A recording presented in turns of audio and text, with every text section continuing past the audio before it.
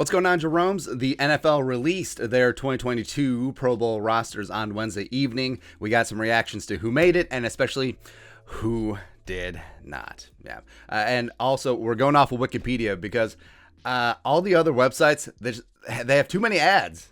Like, times are tough. I understand it, but also the websites that have the autoplay video with sound, no.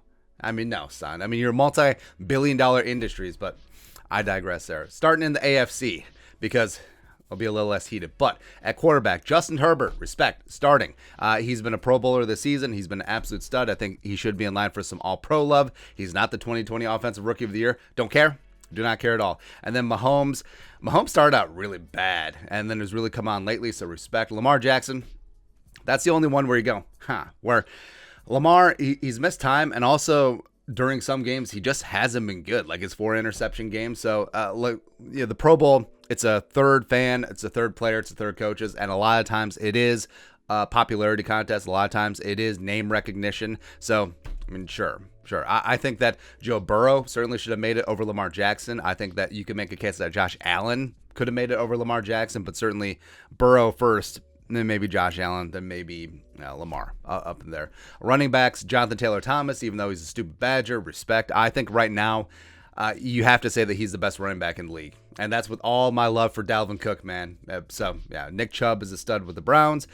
Jumpin' Joe Mixon with the Bengals had a very solid year as well. Fullback Patrick Ricard, of course. I mean, often you don't get a 300-pound fullback from Maine. I love Ricard, man. Even though the Vikings game against the Ravens, who was the announcer? Was it Schlereth? Who's just completely just all over the place about Ricard? Whatever. Wide receiver.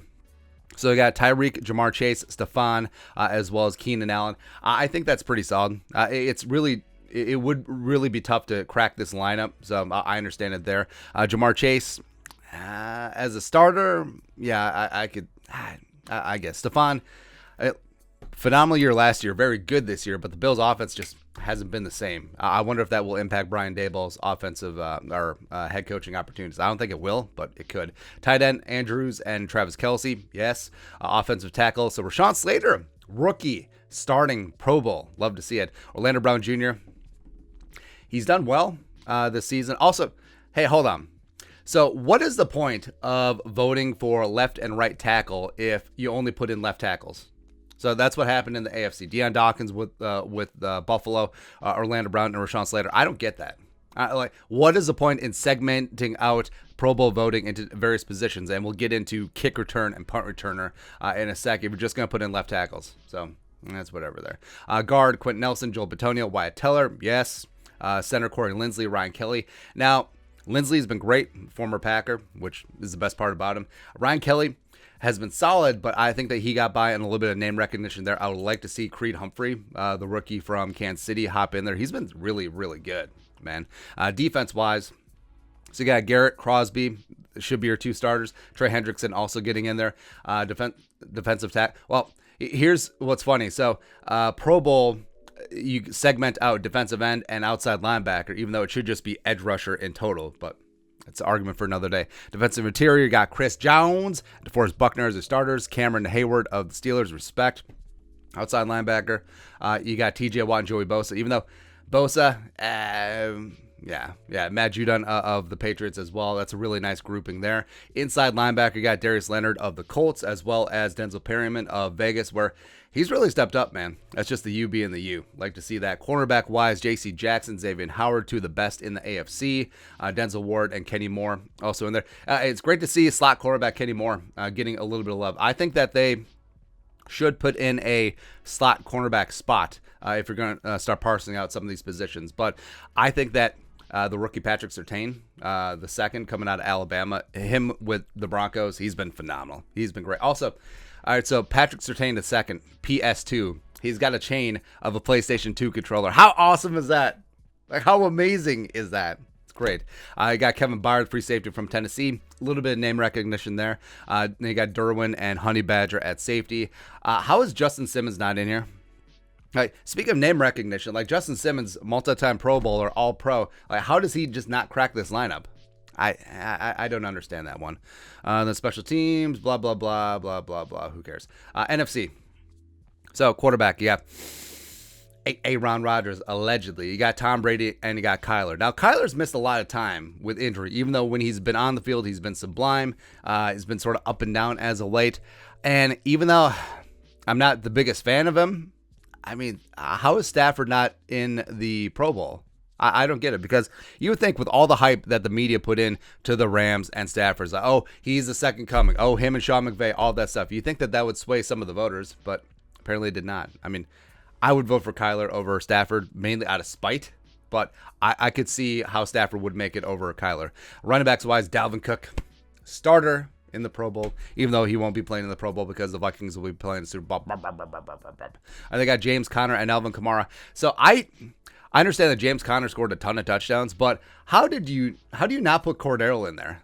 I don't understand. Plus, Kamara missed a ton of games as well. How does Cordero Patterson not make it into the Pro Bowl? Because he is a fan favorite. If you had him in fantasy, he's a cheat code because he can play running back or wide receiver. So effectively, you could start 4 running backs on your team if you wanted to. I don't understand, man. I don't get it. Fullback Kyle Juszczyk. Didn't Juszczyk get like the 4th most votes for Pro Bowl voting? Which reason 9,572 why people should not be allowed to vote on anything.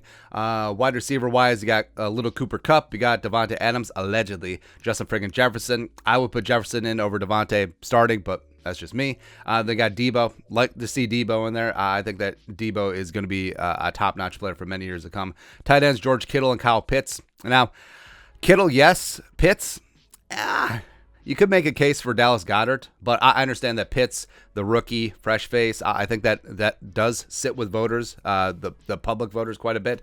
And I do think that Kyle Pitts will be a future Hall of Famer, but I think Goddard was just a smidge better this season. Offensive, is that you, Rona? Offensive tackle-wise, you got Trent Williams. I mean, Trent Williams is literally a man playing amongst boys. It's amazing to see. They got Tristan Wirfs. Oh, you finally did vote a right tackle into the Pro Bowl. Oh. There you go. And then you got Tyron Smith as well. Tyron's been dinged up and hasn't been Tyron Smith of old. And obviously, for me, Brian O'Neill should be in this mix. He should be at least the reserve tackle. So what can you do?